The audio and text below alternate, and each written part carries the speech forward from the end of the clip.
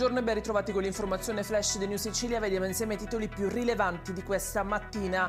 In apertura il caso dell'omicidio di Angelo Pirri, il 41enne trovato senza vita nelle campagne messinesi di Paci del Mela lo scorso 3 giugno. A sparare dietro la nuca del figlio sarebbe stato il padre Sebastiano, adesso arrestato e trasferito in carcere.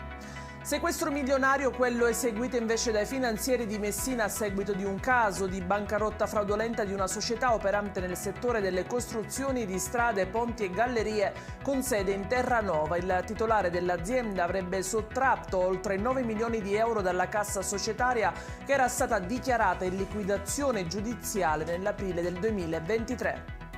Maxi sequestro di marijuana per 150 kg nelle acque antistanti le isole Eolie, arrestati in flagranza 2 soggetti, un cittadino spagnolo e una donna colombiana. La droga era nascosta sotto coperta in 7 borsoni di grandi dimensioni.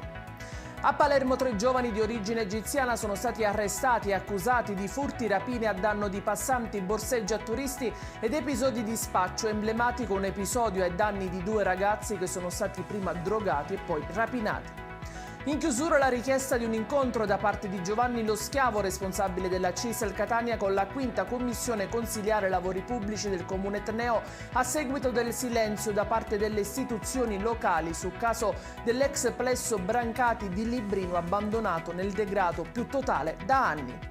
Ed è tutto per questa edizione. Io vi ricordo come sempre che i dettagli su queste notizie e molte altre li trovate sul nostro sito e sui nostri canali social. Grazie per averci seguito e a più tardi.